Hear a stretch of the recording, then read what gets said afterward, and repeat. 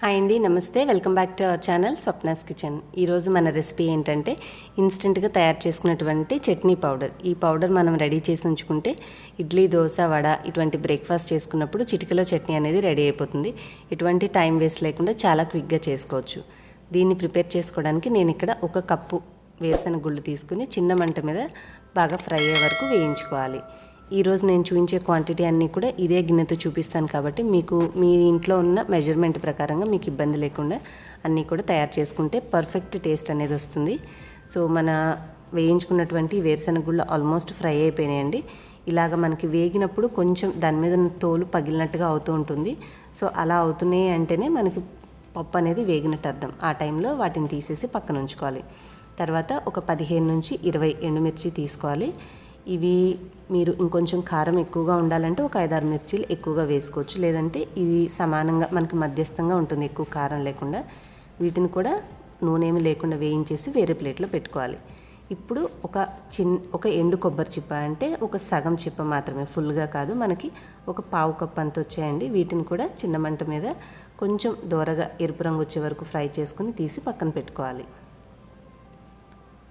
ఈ విధంగా వేయించుకోవడం వల్ల మనం పొడి చేసుకున్న తర్వాత పొడి అనేది పాడవకుండా ఎక్కువ రోజులు నిల్వ అనేది ఉంటుంది. సో కొబ్బరి ముక్కలు కూడా మంచిగా వేగిపోయాయండి. ఇప్పుడు వీటిని కూడా తీసేసి ఇంకో ప్లేట్లో పక్కన పెట్టుకుందాం.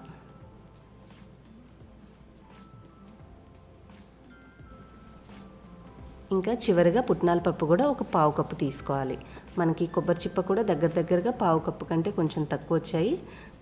పల్లీలు అనేవి 1 కప్పు, మనకి ఎండుమిర్చి కూడా దగ్గర పావు కప్పు వచ్చాయండి. అంటే మనం ఒక 15 నుంచి 20 ఎండుమిర్చి తీసుకున్నాము. ఇవి కూడా ఒక పావు కప్పు సన్నని మంట మీద వేయించుకుని ఒక 1/2 నిమిషం తీసేసి పక్కన పెట్టుకోవడమే. ఇప్పుడు ఈ ఫ్రై చేసినవన్నీ కూడా ఫ్యాన్ కింద ఉంచుకుంటే మనకి ఎటువంటి వేడి లేకుండా చల్లారుతాయి. ఈ లోపల తాలింపు అనేది రెడీ చేసేసుకోవచ్చు. ఒక 2 స్పూన్లు ఆయిల్ వేసుకుని ఆవాలు, జీలకర్ర, శనగపప్పు, మినపప్పు వేసుకుని ఫ్రై చేసుకున్నాక అవి వేగిన తర్వాత చివరిలో కొంచెం కరివేపాకు, ఎండుమిర్చి వేసి, వెల్లుల్లి వేసుకునే వాళ్ళు, ఇష్టపడే వాళ్ళు కొన్ని వెల్లుల్లి రెబ్బలు కూడా వేసుకుని ఫ్రై చేసుకోవచ్చు. కరివేపాకులో ఎటువంటి తడి లేకుండా మనకి క్రిస్పీగా ఉండేలాగా చూసుకోవాలండి తాలింపు, లేదంటే కరివేపాకు వల్ల పౌడర్ అనేది పాడైపోవచ్చు.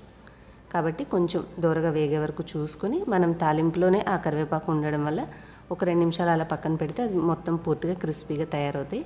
చివరిగా కొంచెం ఇంగువ వేసేసుకోవచ్చు. మీకు ఇష్టం లేకపోతే ఇంగువని స్కిప్ చేసేయండి.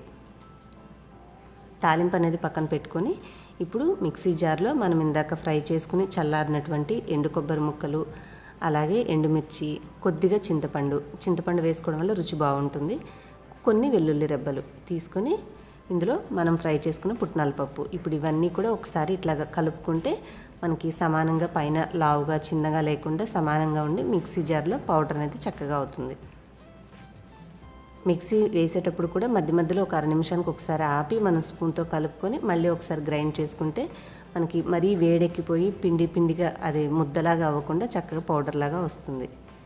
ఇలాగా మొత్తం అంతా రెడీ అయిన తర్వాత దీన్ని ఒక పెద్ద మిక్సింగ్ బౌల్లోకి తీసేసి పక్కన పెట్టుకోవాలి.